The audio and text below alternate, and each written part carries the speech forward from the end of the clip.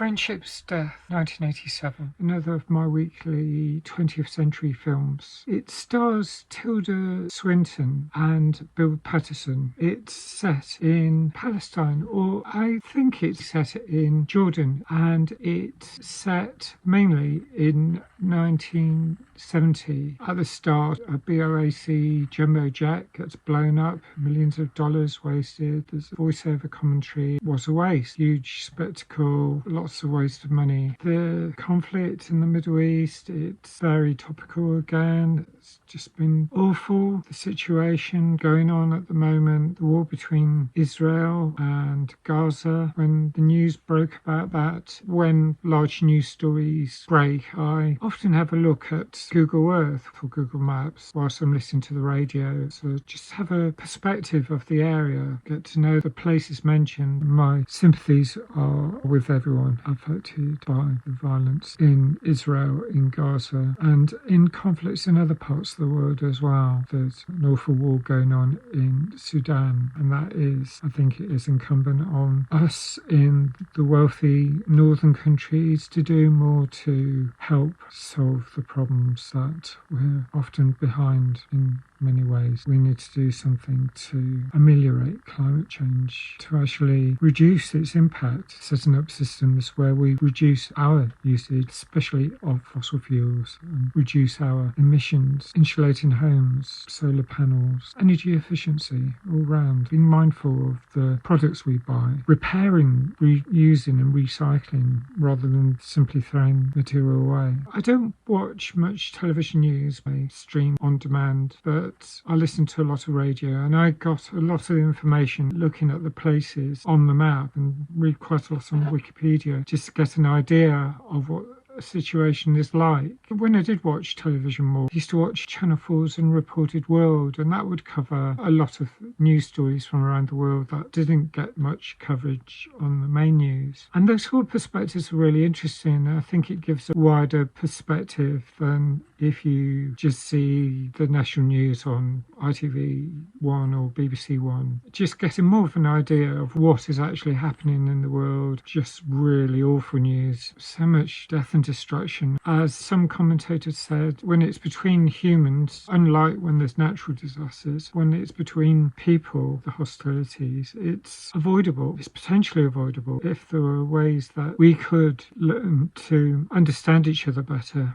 Of course, the world is so complicated. I have sympathy for all people who are targeted, the innocent victims of violence, the civilians, the people who just get caught up, whoever they are. It must be absolutely horrifying. What people do about it, the political side, I don't know what the answers are. I think we all deserve to live in peace. How do we get there? How do we develop compassion and empathy and learn to understand other people? The fewer wars we have, the better. We need to understand what people are going through. There's so many threats to people in this world. Getting back to the film, Tilda's playing an alien, and it's all about her observations of the world. She observes football. She says how she finds it boring because the focus is on the ball. But why isn't it on the people? That's more interesting. I understand that perspective totally. Bill's character is a journalist, a British journalist, reporting on the violence. The whole of the Jordanian capital's been reduced to rubble, same as Beirut a decade or two later, and what's happening now in southern Israel and Gaza. Bill's character, he defends Britain's contribution to the world. Balls, ball games, all sorts of balls. He gives a valiant defence of balls. Tilda Swinton's character talks about how biological life has been rendered extinct on her planet. So all carbon-based forms of life are gone, but silicon-based life forms like her, she's taken on the form of a woman, and she talks about how AI has rendered deep fakes. She talks about the sort of things that are happening now with ChatGPT, with the composition of work that mimics Shakespeare, and yet bit where it's very hard to tell reality from fiction. It's just amazing. This is the 1987 film, and the predictions are 30 years. I think deepfakes were first talked about. That term was coined around 2017. I first heard it. The whole idea of predicting the future, this film is absolutely marvellous at it. I was really impressed. She does talk about how mimicry is sinister because Sullivan is skeptical, very disbelieving about her claim to be an alien. Gradually, he gets to believe her. One of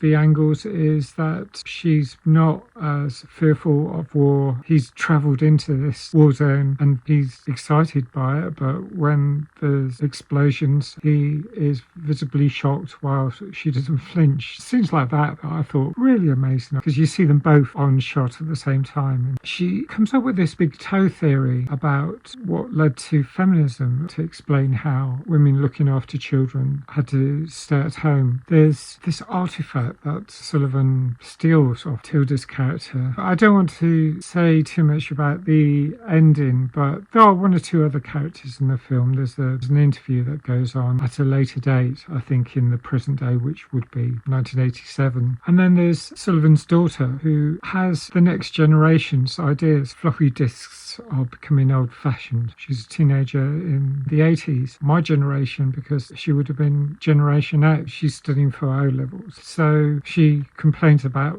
him hammering away at his keyboard in a way that earlier in the film he's hammering away at a typewriter, and Tilda Swinton's character doesn't like it because she's got a lot of sympathy for machines. There's an awful lot. It's only a little over 70 minutes in length, and yet I thought it was so impressive as a film. I'd score it 9 out of 10. A film I'd love to watch again. The dialogue, the imagined conversation that an AI would have, what an alien AI, what their observations of how humanity behaves and her decisions, what she does, where she is most comfortable. Really worthwhile film to watch. If you've seen it, let me know your thoughts. Thanks for watching. Bye for now.